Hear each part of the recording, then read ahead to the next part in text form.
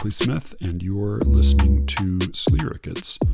It has recently come to my attention that a very well-educated, highly intelligent, adult listener who may or may not live in my house was not aware of how subscriptions work to this podcast. So just as a PSA for any of you out there who are having the same problems as someone who may or may not be a doctor of medicine from Johns Hopkins University, in iTunes, you can subscribe to Slee Rickets. You just hit the plus or the check or whatever, or follow, and then all that means is, for free, every episode will show up on your phone every week as it comes out. That's all that means. If you like the show and you would like to hear more of it, then you can go to sleerickets.substack.com, put in your email address, subscribe for free you can subscribe for free. I don't send much out to the free subscribers, but I do send stuff occasionally. So if you want to do that, you're welcome to do that as well. After you put in your email address, you can also opt to pay a couple bucks a month, and then you will get access to 6 episodes. I put out a new one this past week. There's 6 Secret Show episodes up there and more coming all the time. Definitely more to come in the next week or two. So that's how that's how subscriptions work. sleerickets.substack.com. People do really enjoy the Secret Show, and I hope you will give it a try. If not, then maybe just take a moment sometime this week to recommend the show to somebody you think might like it. And to all of you who might be new, we've got a lot of new listeners this week. Welcome. This is fucking Slee Rickets. I've got a pretty cool guest this week. For years now, at Joanna's recommendation, I have been listening to a podcast called Other People with Brad Listi. It is a books podcast. It is sort of my model for books podcasts. We argue about the people he interviews. We argue about him. We disagree with a lot that comes up on the show, but also find a lot pretty valuable. Other People is a widely beloved and highly popular podcast, as well as being a really insightful one that brings in some terrific writers, mostly fiction writers, but a lot of poets as well. One of the subplots of the podcast, for as long as I have been listening to it, has been a book that the host has been working on and abandoning and reconceiving and starting from scratch on over and over and over again for years. And to be honest, I really never thought he would finish it, except then he did, and it's out now. And I read it and enjoyed it. It is, for being, some 10 years in the making, it is remarkably breezy and fun and light and conversational and just a total pleasure to read. Brad was nice enough not just to send me a review copy, but also to come on the show and have a conversation with me. So we talked for quite a long time. This is, I think a really tight, sort of essential cut of our conversation about poetry, about fiction, about podcasting, about a lot of things. And then on the Secret Show feed, I will put out a very strong case that Brad makes for macro-dosing psychedelics. That'll be on the Secret Show feed. But right now, please enjoy my conversation with Brad Listi, host of the Other People podcast and author of several books, most recently, Be Brief and Tell Them Everything, a novel that is also sort of, as you will find out, a memoir.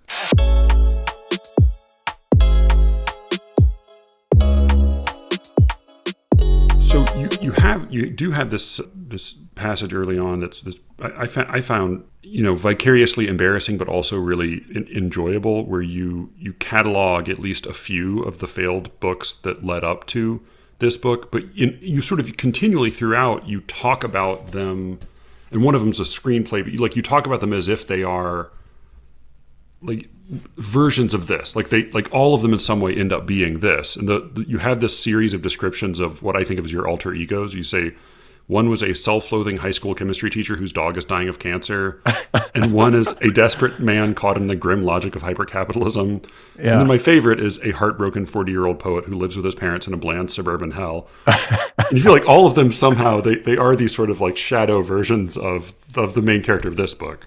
Sure, yeah. I mean, psychologically anyway, like it's obviously a reach, but it's just, we've all, I think most writers have felt, if you've experienced failure, a sense of doom and ennui and isolation. And I think most any writer, with very rare exceptions, has felt himself or herself caught inside the grim logic of hypercapitalism.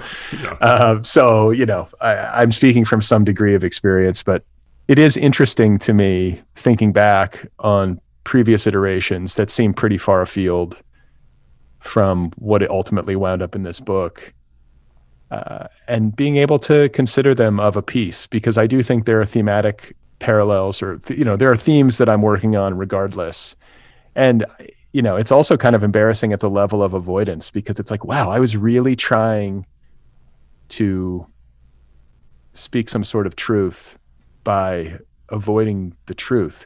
And I struggle with this. I struggle with this as a reader sometimes, but not always. And I struggle with it as a writer, because it's like you have things that are on your mind that are bothering you, or that you are confused about, or that move you somehow, if you're a writer like who's wired like me anyway. And some writers are able, I guess, to grapple with that sort of stuff by creating these like layered fictions. And I have not yet been able to do that. I think I have tried, but ultimately I just find myself, I finally found myself getting to the point where I just started talking about, in a fictional way, there is some artifice and some real fiction to my book, but just sort of trying to go directly into it and to look carefully at it and to not move.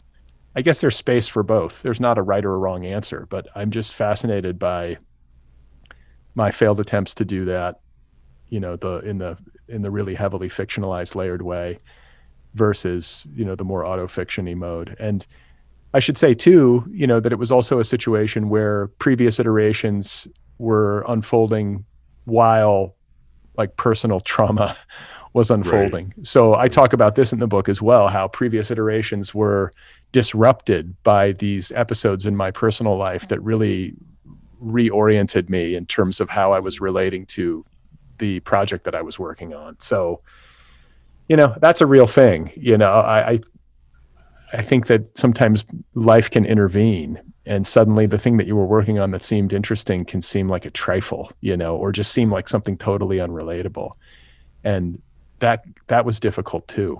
I don't know. Maybe I was too easily knocked off my perch, I don't know. I mean, there is like some really profound heartbreak in this book. And you have, there's deaths and losses of different kinds, and struggle, and sort of, it's heartwarming and heartbreaking difficulties with a child, who has some severe disabilities.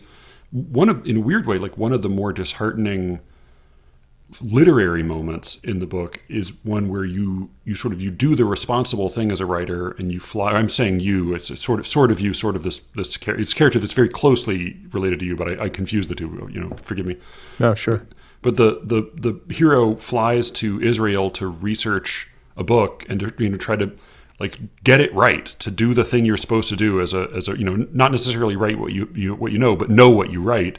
And it's there, like in the midst of doing this research, that it just becomes.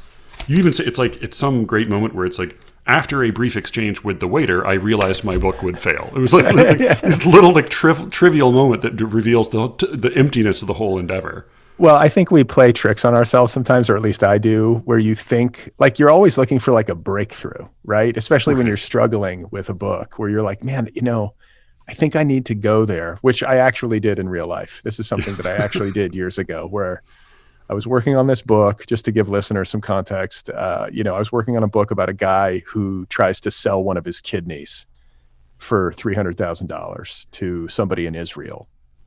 And I picked Israel because it felt like a dramatic location. I had also done a little bit of internet research and found out that the the black market for kidneys was particularly hot in Israel. That was like all I needed. And I was like, okay, yes, this is it.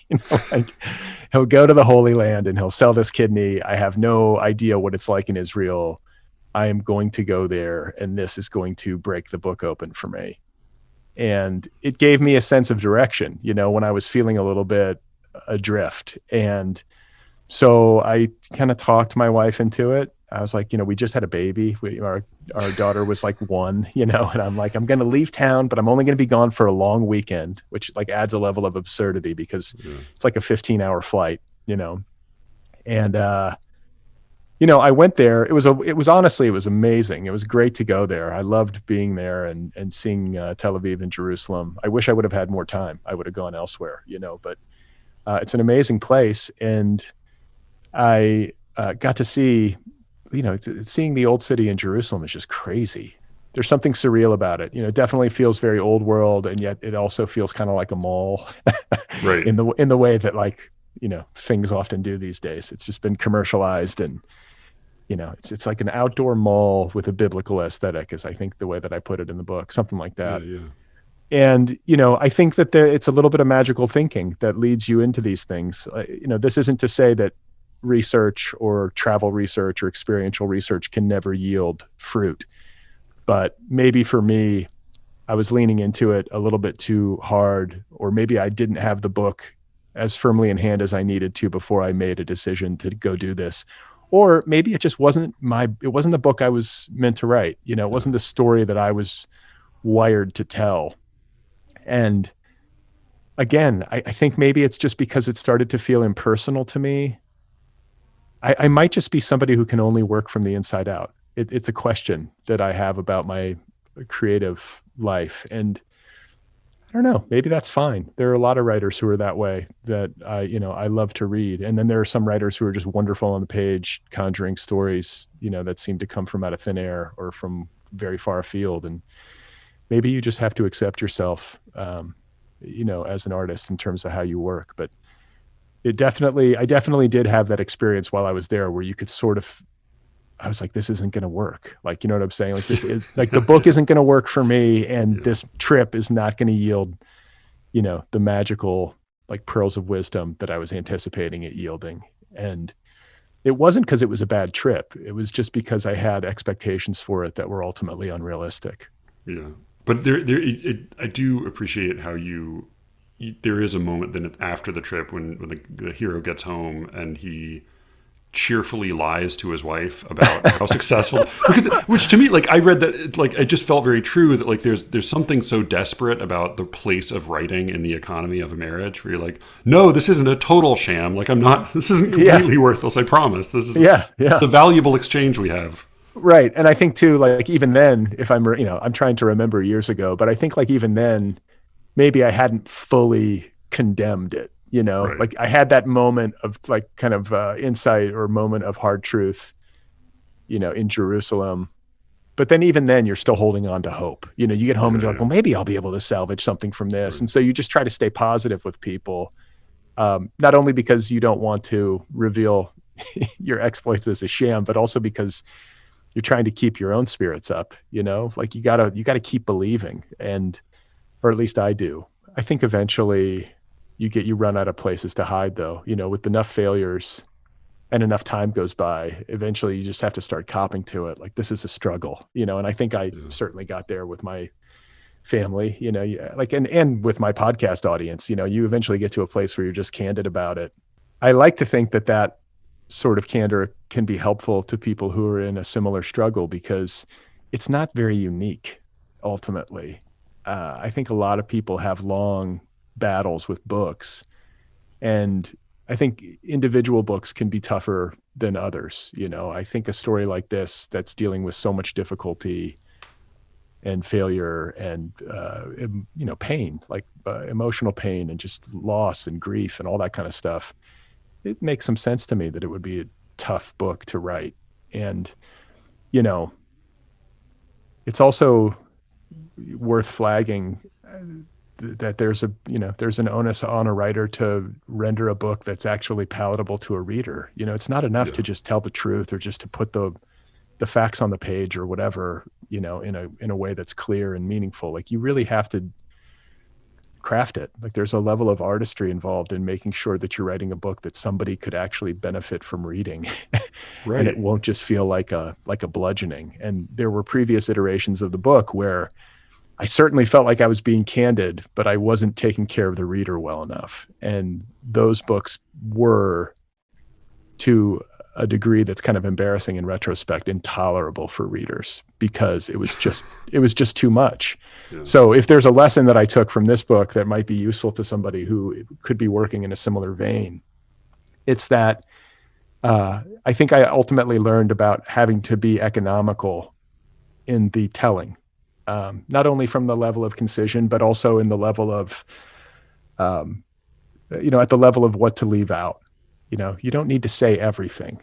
Yeah. Sometimes you can say, you pick your moments, and you can get everything on the page that is necessary for the reader to have a whole experience without hammering them with every single tough truth, Right. Yeah. Calvino has a great moment in his essay on quickness where he talks about it's not quick. It's an essay on lightness, but he talks about writing about terrible atrocity or horror or doom he compares it to Perseus slaying Medusa, and he says, you have to look at it glancingly in the mirror. You can't, if you stare at it directly, you turn to stone, but if you look at it glancingly, then that's maybe how you can address it. Like maybe there's some part of balance too, between pathos and comedy.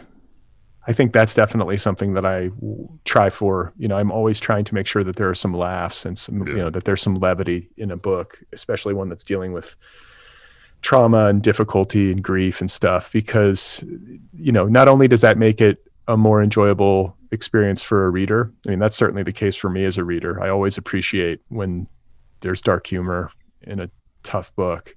Yeah. But it's also truer to life for me. I don't experience life as being some sort of monolithic, dark experience. There's always laughs somewhere in there, or there's always absurdity somewhere in there, and often at unexpected times. And so I like for art to reflect that. I like for my art to reflect that anyway. It just feels truer to me.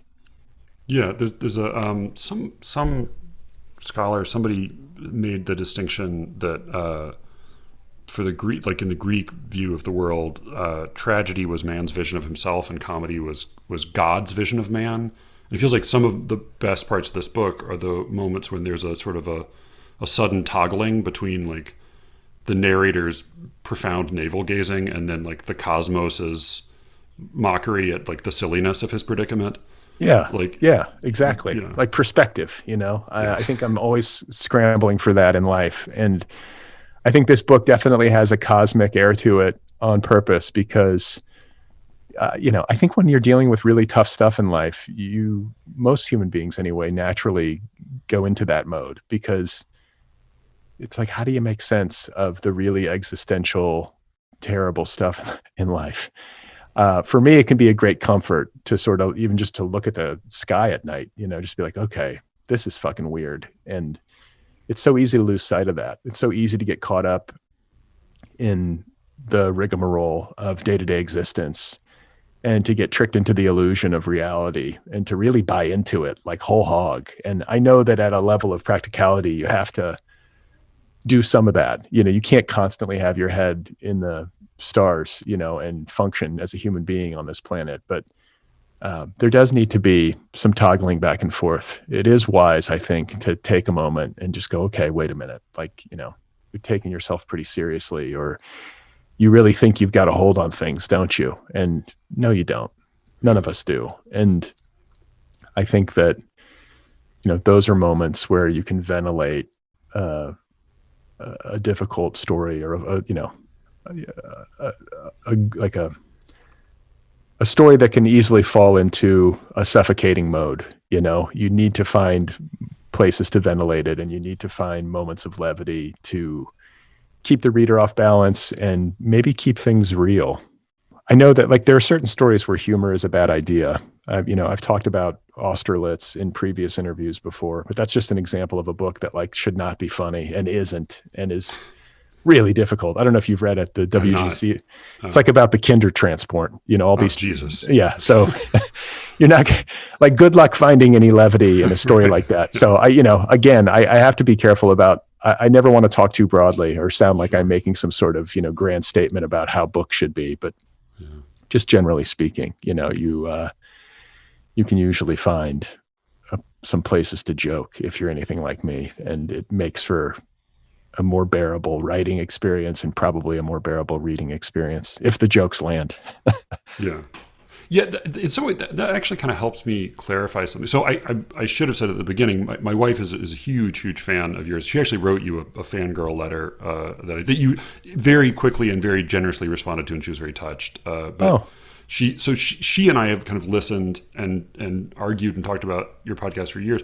One of the things that I think both of us find most sort of like distant or strange, because we're both like grew up in the South, educated in the East Coast, and you're like a Midwesterner who lives in LA. And I think like it's often like the big view, like the view of the universe, the spiritual view or the New Age view or whatever that feels, I feel like for like most of the people in our lives are either like committed, confident theists or brutal atheists. Like there's a kind of like it's important to take up arms on one side of this divide over here, whereas it feels like over there there's just a little bit, everything's like, depending on how you look at it, like either a little bit more humble or a little bit more woo-woo. And I think like the way you're putting it, which seems to be in terms of like not taking things too seriously, in a way like that makes that perspective make a little more sense to me. Yeah, I don't know. I mean, when it comes to like, because this book is about spiritual struggle, like pretty openly, and it's also like, but the responsibility that it's about the responsibility that a parent can feel to try to like orient their kids into existence, at that level. I think ultimately, I just don't know. I don't think anybody knows, and I think maybe there are, I think there are definitely some great teachers and people who have made great progress in understanding through the ages who are worth reading and listening to. I have been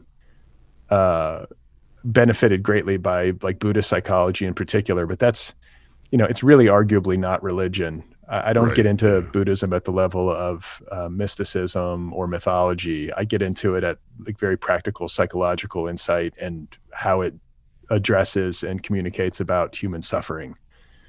And I think it has a lot to say there, but it also has a lot to say about like, interbeing and,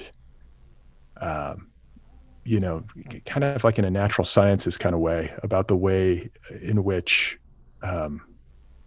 matter and energy are organized that are persuasive to me. So, I've benefited there, but I still don't feel like I have any kind of like ultimate grand insight. It's just too big. I think that's a ludicrous proposition for people to take. So I think in this book, I was trying to like I say, I'm trying to articulate my confusion. And I think it's about, wanting to engage with that kind of stuff honestly and wanting to like be rigorous. Like I think it is an important thing for me to explore and to think about. I don't think it's about, well, I just have no idea and this feels too big for me, so I just surrender and then kind of fall into a mode where I'm living almost exclusively inside the rigmarole, as I put it earlier.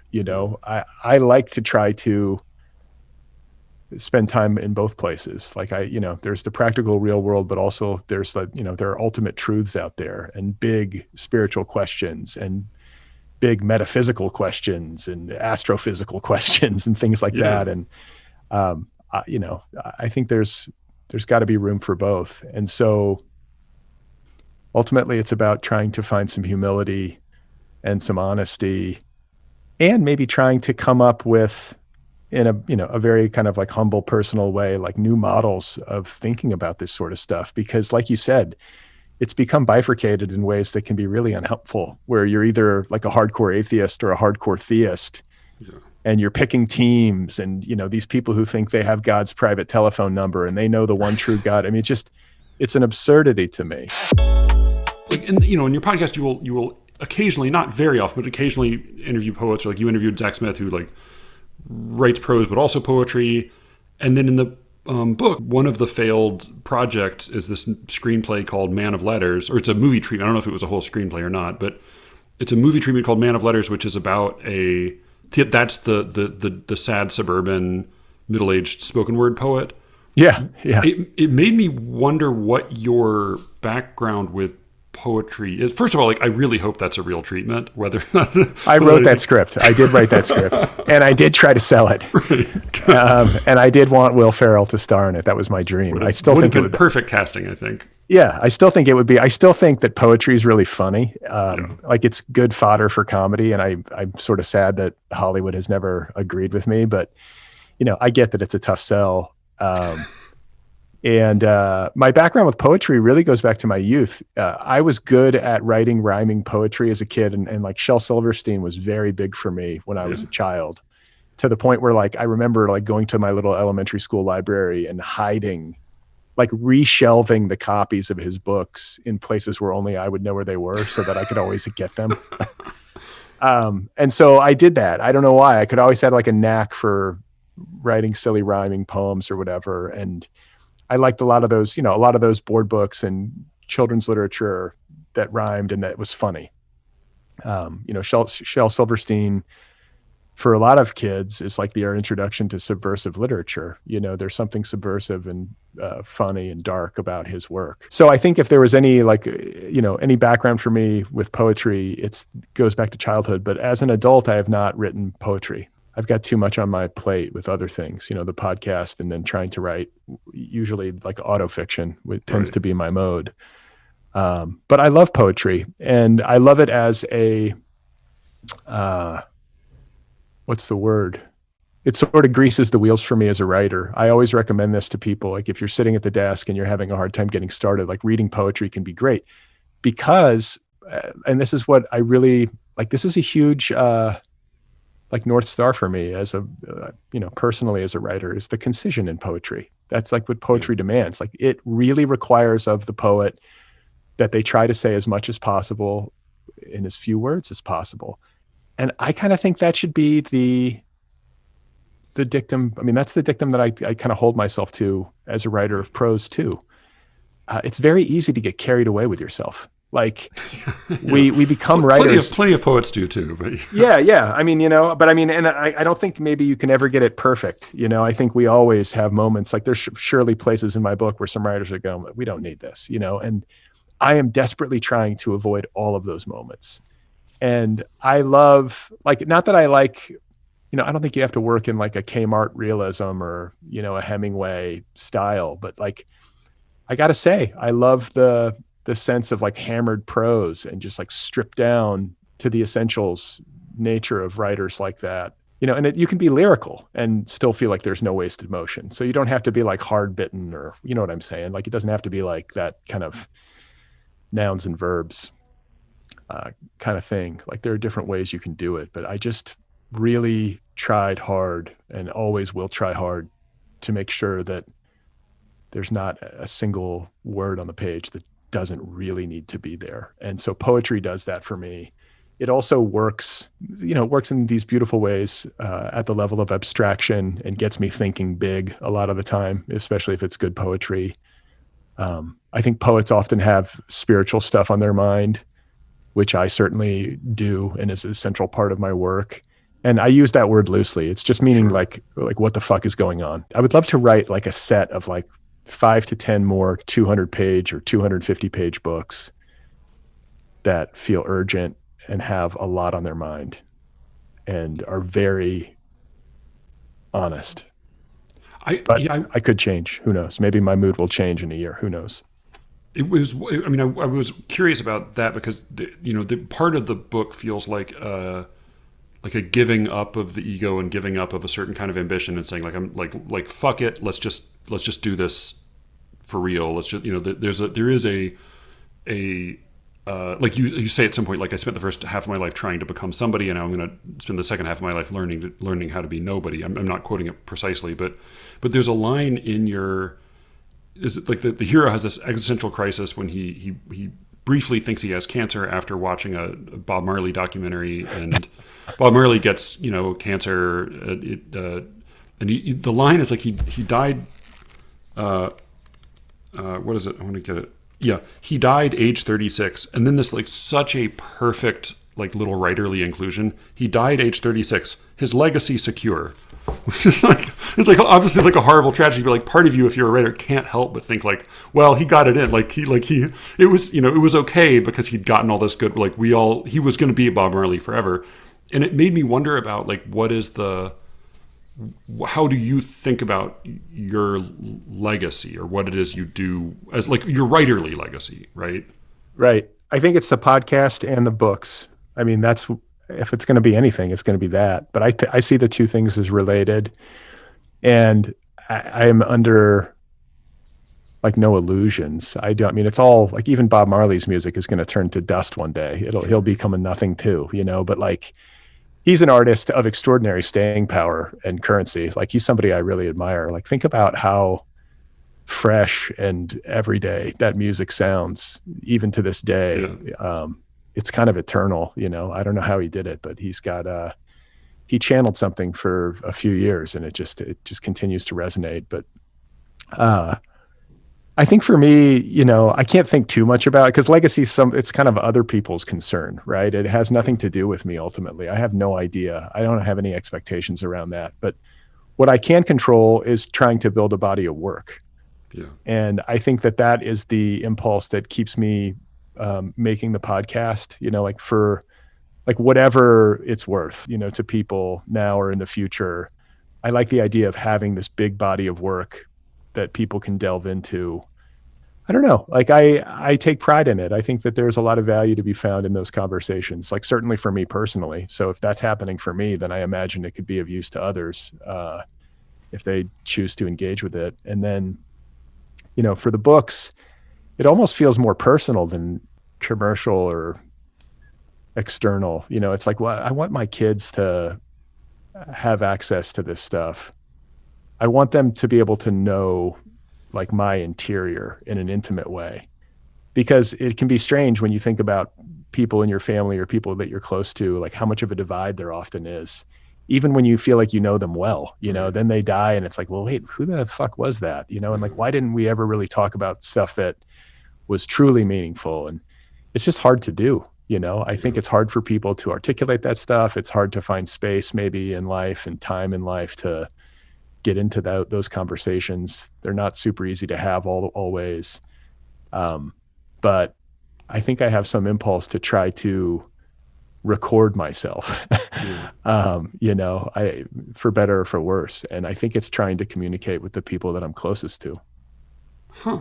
I wonder, I mean, that's, in some ways that's surprising. I mean, like Montaigne said that like he was of course like had like horrible incurable kidney stones while he was writing, but like he said like while he was writing his essays that he wanted his friends to be able to like take one off the shelf when he was dead and feel like they were having a conversation with him, which like I find that very moving, but it also feels like it makes like it's more native in a way to the conversational format, like to an essay or to certainly like the podcast. But that's interesting. Like I don't know that I've thought about it in those terms, but you think about your fiction as being in part a love letter to your own family, to your own children, your own like those close to you. Yeah, I mean, I think it comes down to like this understanding that I think I have about universality, and how the more personal you are and kind of the more miniature, the scale that you're working in, the more likely it is to resonate. It's like when you try to say real big, like really big, grand things, it rarely works out, or at least that's been my experience. For me, it's about going inward and getting intimate and private and candid. Yeah. And then suddenly people can relate, even if it's not in a one-for-one way. Like people don't have to have gone through all the different things that I've been through in order to find a line of connection. I just think that there's something human in work that does that, that I'm aspiring to. I do think that people who write autofiction or who have that wiring, it's part of like wanting to be known And also recognizing as a reader how much I get from that kind of writing. I think we're often emulating the kind of writing that we just most respond to. Yeah. And I find it to be a great relief when I'm reading somebody on the page who's being really deeply honest with me and is rendering their lived experience of reality clearly. I don't know. It makes me feel like it bridges that divide, makes me feel less lonely, and makes me feel a sense of like real, like I read those kinds of books and like I really do feel like I know the person, and it's just lovely. You know, I know that there's always going to be some gaps, but I think it's real. Like, you know, it's like the person, it's an act of generosity. The person is like really offering themselves to you, and they're saying like, here I am. And it's kind of like a exhibitionist almost, you know, it's like a real, you know, act of like disrobing. Right. But it's like, it has to be like a hospitable exhibitionism. Yeah. That's the challenge. Because if you just are just, you know, disrobing and it's kind of like done in a kind of careless way, or you're just like here I am. You know.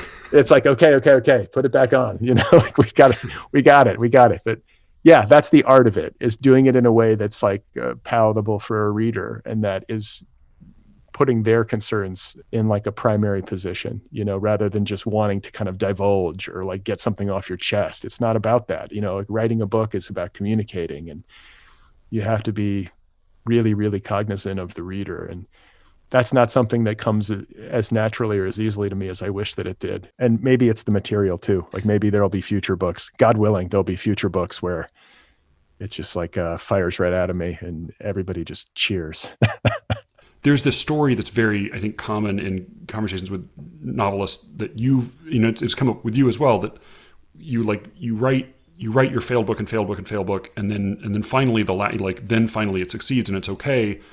But I wonder about, like, I've known a number of novelists who wrote some great books that didn't get published, and then did finally get books published. But I wonder if telling the story about like how all the books that didn't get published were failures is in part like a kind of reassurance, because you've said like, oh, but actually I think that script treatment would be great, and actually I think that novel could be great. Like, I wonder, do we need to tell a story after the fact about that this was like a forward progression rather than just like this sold and this didn't? Yeah, no, I mean, it is all part. I mean, in a certain light anyway, it is all part of a forward progression. Those quote unquote failed books or failed projects feel like necessary steps along the way to greater and lesser extents. Oh no, I just meant like maybe they aren't, like, I think sometimes like, but just like because something doesn't go or it doesn't sell, like we say like, oh, that wasn't as good as what ultimately did sell. But like maybe they didn't sell, but they weren't any worse. That, like, you know, I guess that's what I mean. Like the story about like that it's forward progression in that like you had to do one thing to do the next thing, but like, I guess I think of for people who struggle to publish books, for example, I think there's something reassuring about hearing like, oh, you fail and you fail and you fail, and the reason you haven't succeeded yet is because you haven't written your good book yet. But I also think in some ways that gives the publishing industry too much credit, like for being discriminating enough to identify when it succeeds, rather than in some ways being capricious. And as a writer, you have to kind of invent your own myth to get through it all. Yeah, I mean, I think there are definitely a lot of books, like really good books, that have just been lost into history or whatever, because the author couldn't find a publisher, or the author didn't have the business skills or the personal relationships or whatever to make it happen. Like that's sort of a haunting thing to think about. Like the Library of Alexandria. Yeah, I mean, just like there are so many good books out there, like almost like too many, you know? And then I think too about all these books being published today, they're just so excellent and wind up finding 500 readers or whatever the case may be, which is still, you know, it's still a lot of people and it's not nothing, but they feel deserving of so much more. You know, when you read a great book like this and you realize what a small scale it's operating on commercially, it can be frustrating because you think like, whoa, everybody should have this on their desk, you know, or on their nightstand. You know, speaking personally, I think there's some value in the projects that I worked on that ultimately did not succeed for me, but there is not a single one of them that I would point to right now and like eagerly hand over to somebody. None of them felt fully realized. I knew that they had not worked even as I wrote them to like a completed draft or something. Maybe like Man of Letters, the screenplay, I was like, you know what, this could, if somebody, there would need to be some rewriting. Sure. But I think if the right people got involved, I still think it could work. But maybe I'm just stubborn on that one. But I'm rooting for it. Yeah, the novels, no. The novels kind of always felt like not right. Some of them were just outright disasters that I just like got to like 80,000 words or whatever and was like, well, I'll redraft it. But there was a significant difference between those attempts and the book that you ultimately read. The book that is ultimately in print now was the best creative experience of my life. Like as a writer, like it like such a relief, because of all the failed attempts and all the frustration and just being kind of haunted by the fact that like I would have wasted all this time or whatever. So the fact that I was able to integrate the failed attempts into the book itself felt like a kind of victory, because I was like, okay, that wasn't all for naught. Like the money that I spent going to Israel actually might pay itself off in some way, or I don't know. It was just it was a victory, and I loved it. And it was just so satisfying to go to work on the book every day. I felt like I knew what I was doing. It was finally working. And I've said this before, but like whether or not this book found a publisher or not, I would never have had to have written it again. Okay. There would not have been a do-over, which was a marked change from previous iterations where there was a very open-ended sense of failure and just dissatisfaction, whereas with this one, I was like, okay, like I can't do more with this material. Like I said what I needed to say here. And if this isn't good enough, then I can live with it, and it luckily worked out, where somebody liked the book and now it's going to be out there. Franz Wright has this line. He of course was a serious Catholic when he died, but he has this line: "When Christ is no longer needed, he will come again."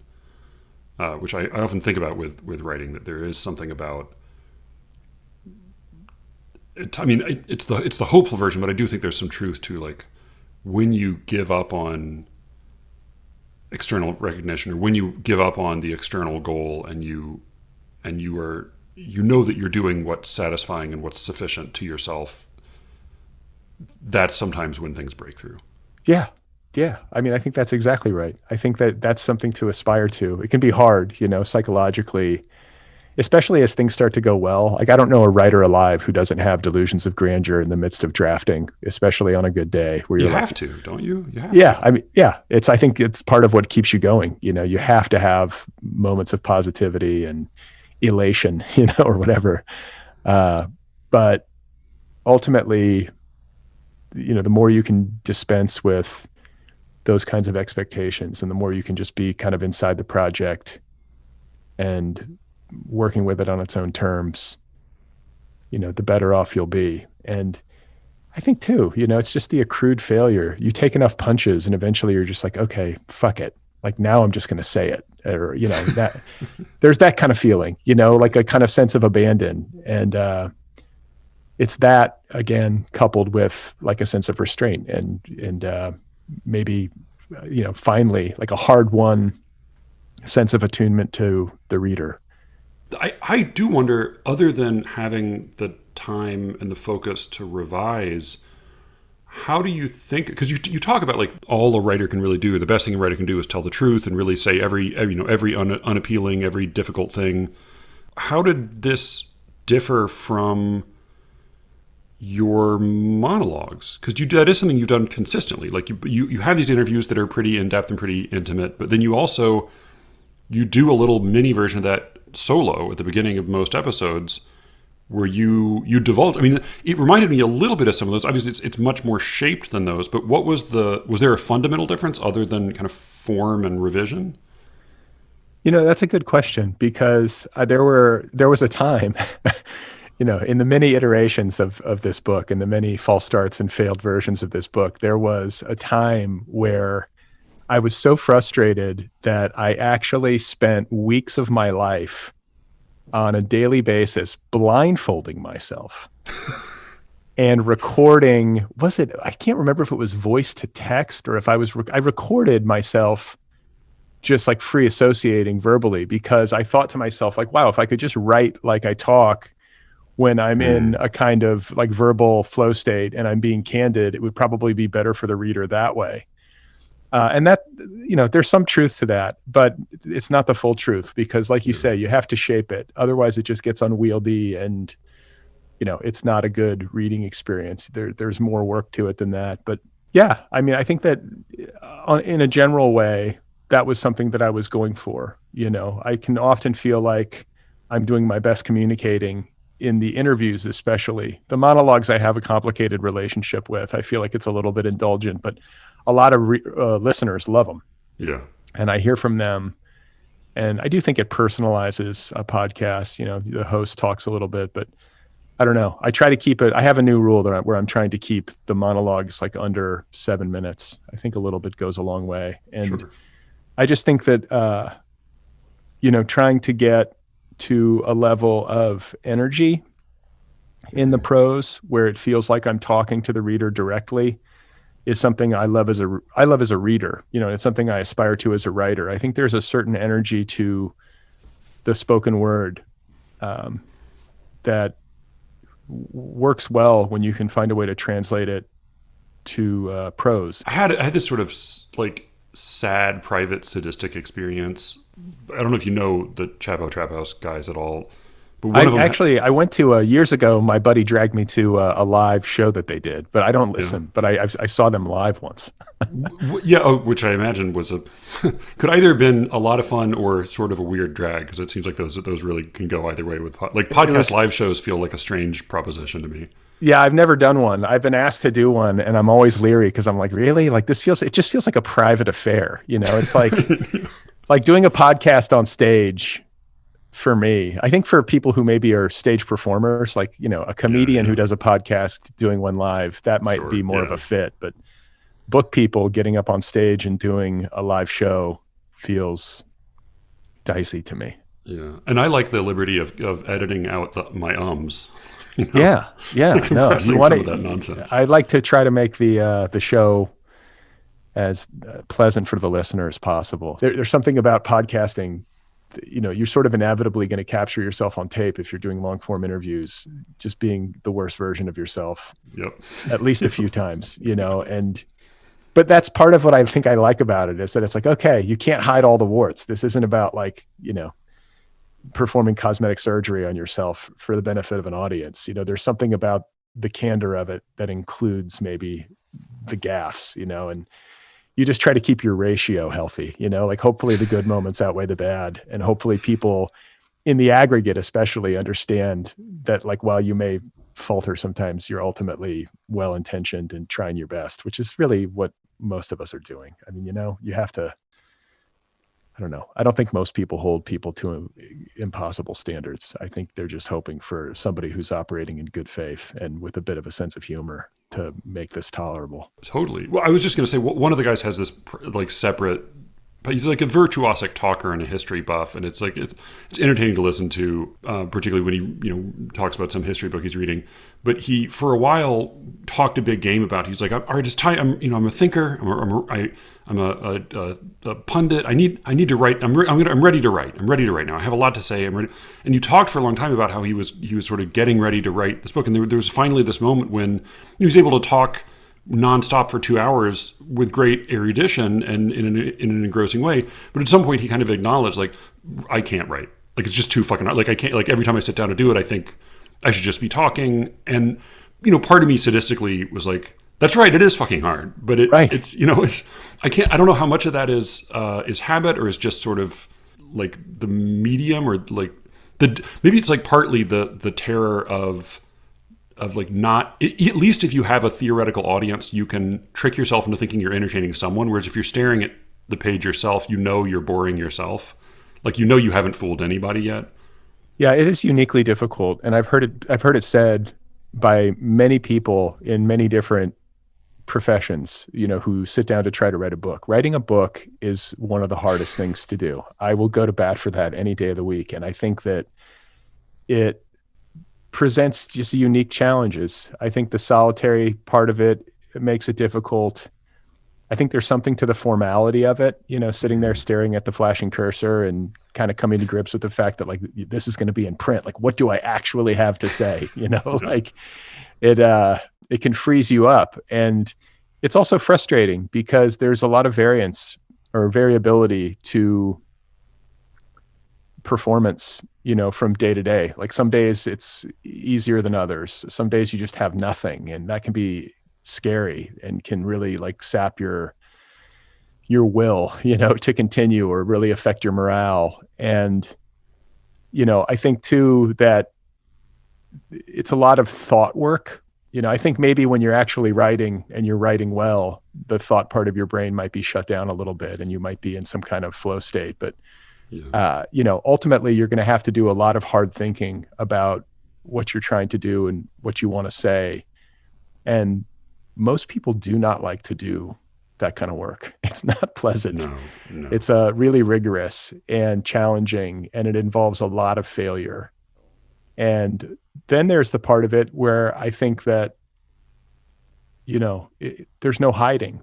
It's just you. You've written a book. It's your words on the page. There's nobody else to blame. And you can't just write it off as like, oh, it's something I said in conversation and it was a goof. Right. This is something you've taken the time to put into print and share with the world. And if it doesn't make sense or it doesn't work, there's nobody else to blame. And so it can be a lot, to deal with. And I think there's a reason why there are a lot of, people people who are not book people who write books who wind up using ghostwriters. God, yeah. And I having talked to hundreds and hundreds of writers over the years, there are the outliers. There are some writers who truly do just love writing, they don't find the process onerous at all, but they are the exception and not the rule. I think it's sort of like golfing. And, forgive the comparison, but it's like, it's a really difficult game where you fail a lot, even if you're good at it. Or like hitting a baseball, where to be good at hitting a baseball, you fail 7 out of 10 times.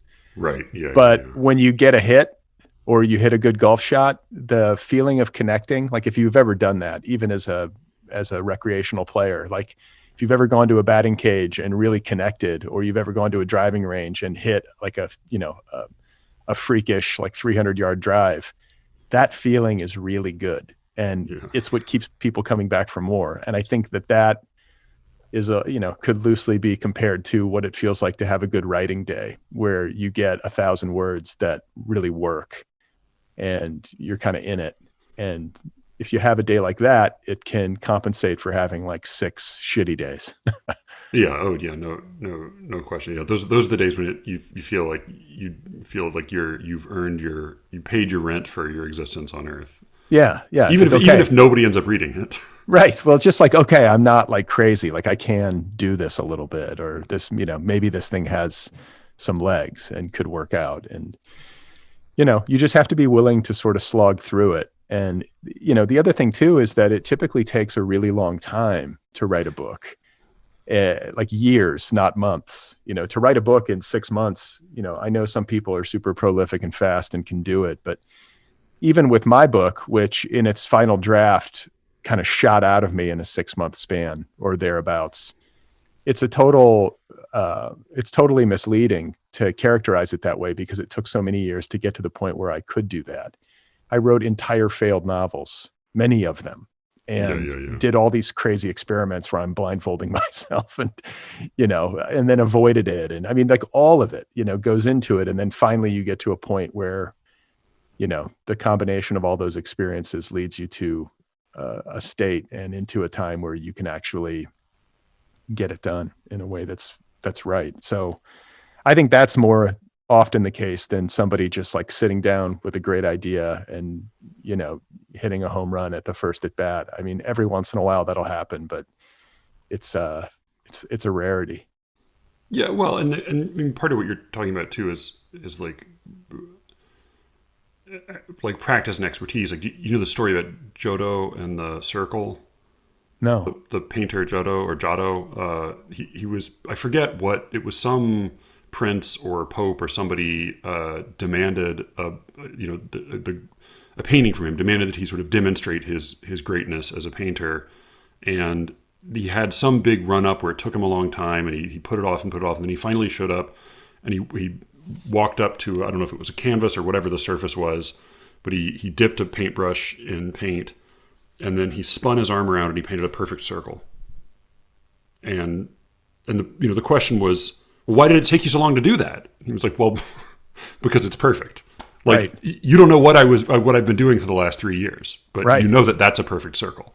Right. I mean, I think that's kind of it. And it's mysterious how it happens. I certainly hope that my next book doesn't take as long.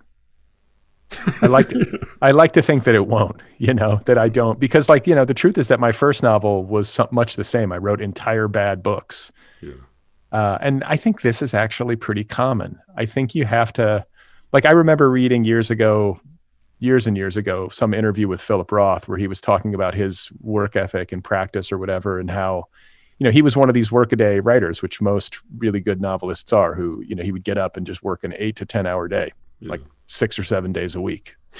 He would go to his little office or whatever, his desk, and just work. And he would finish a book, and the next day would start the next thing. And basically it just meant he would just kind of dick around and write and try things out. And he would say that he would write about 500 pages or so. And from that 500 pages would eventually find maybe 5 to 10 pages from the pile that were worth anything, which would help him begin what would eventually become the next book. Right. So it's heartening to hear that from somebody who, was as skilled as he was, because, you start to realize that's just the game.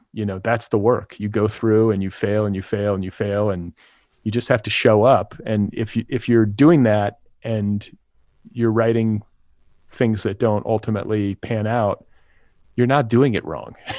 Well, and because if you do it, if that story works where you write a handful of failed books and then you write the successful one, part of what's so painful about that is that with each failed book, you have to believe this is going to be the one. Yeah. And you can't think it's a practice novel, No, you're always thinking you're getting it, and so it's really dispiriting when you realize that a book has failed, or that it's just not right. Yeah. And there's something very intuitive and personal about knowing when something is working, knowing when you're saying what you want to say and the way that you want to say it. And I think for me, with the failed versions, there were moments in the process when I obviously thought I was on the right track, and then eventually, you start to accrue enough days where it's just not working, and eventually you concede, and that can be hard to do, because I am personality wise, not somebody who quits easily. I with this book, I tried to quit. There were moments and spans of time where I was like, fuck it, it's too much. I can't do this. And then eventually, you just come back. I can't shake it. There are a lot of pandemic books that were written that benefited from not having to apologize for being kind of a shut-in, or, working. Like, what else were you going to do? You weren't going to go to a restaurant. You weren't going to go to a movie. You couldn't go to a friend's house, so when those things are taken away and you don't have to feel bad about not wanting to do any of them anyway, Right. I think there's something beneficial about that to a writer, because there's just less apology or something, and it just gave me a cocoon. And then I should also say, at a practical level, that we had childcare for the live-in childcare for the months that it's a difference. Yeah, it's a unique set of circumstances, because my son, who has disabilities, physical disabilities, has an aide at school who would attend school with him to help him get around. And when lockdown went into place at the very beginning of the pandemic in 2020 or whatever it was, we just had this day where his aide was like, well, I still need my job. And we were like, she's solely his aide. She's solely, wow. Okay. He was just learning how to walk. He didn't start walking until 4. Right. So he's unsteady on his feet. So he needs somebody to help him move around. And, he can also fall. He doesn't catch himself the way that somebody with a typical physical situation would. So it can be dangerous. He could fracture a skull or break a bone or whatever. So you kind of need somebody to be a body on him. And so we just had a moment where we had to talk to his aide and say, you're either going to move in with us or we can't have you work for him, work with him, because you're going to be in and out and possibly exposed to the virus, because he's also at a higher risk with his situation. So we went overnight, from, not having a live-in aide to having her live with us. And the fact that she lived with us and was able to help him with his, teleschool or whatever it was, and just sort of be an extra hand on deck. That's a godsend.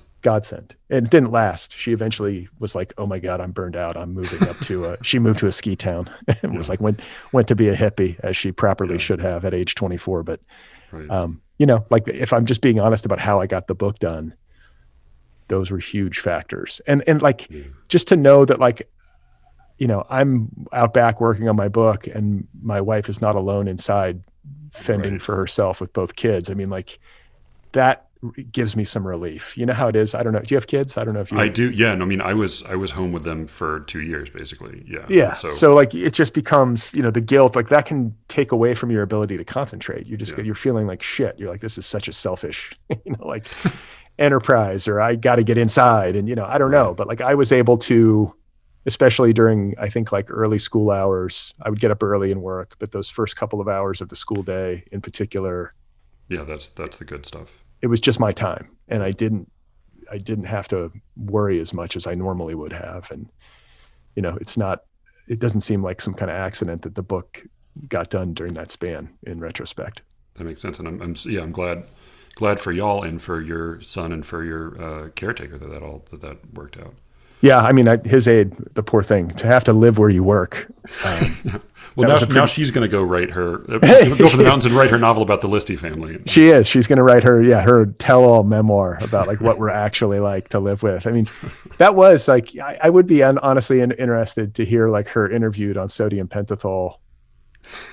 I mean, like, when you live with another family, like, imagine somebody being in your home and, like, seeing how you operate. God. Unthinkable. As a father and as a parent. I mean, like, it's just such an imperfect situation. And did you have a spare room properly, or did you have to? Okay, good. We have a spare room, so she had her own space that way, which was the only way that it could have worked. Right. But yeah, there were moments, like, I think we're actually, like, a pretty functional family, in the grand scheme. Like, there are certainly families that are more dysfunctional. Do you know what I'm saying? Like, it's all on a spectrum, but I think we're doing pretty well. Like, we love each other and we're pretty respectful. We're not like a huge, like, shouting household or anything like that, but you are still like making decisions as a parent just day to day.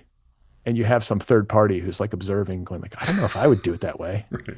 I don't know if I would make that choice. And, you're making all these decisions as a parent against the backdrop of professional concerns and, God knows what's going on. So it's not like happening in a vacuum, and it was a little unnerving, but maybe it was good. Maybe it kept me on my toes. Maybe I was, like, better or something during that period, because I knew I had like an anthropologist in my house observing me. Like an external superego who's like, because she's 24 and doesn't have kids of her own, is like, can be extra judgmental for you. Right. I mean, it's just like, kind of like 24 and, like, sort of like, no, this isn't the way to do it. And, also, like, very, like, a very, like, spiritual, like, kind of hippie-ish person who has, like, ideas about how to, like, handle human relationships, or I don't know. I definitely could feel, like, judgment, like a natural judgment, not like not anything, overboard, but it's kind of an impossibility that it wouldn't be there. I guess you take the good with the bad. She was a godsend. She's lovely, and helped us a ton, but well, you have to give me her contact information so I can interview her myself. Yeah, right. Yeah. People can try to track her down and get the truth about me.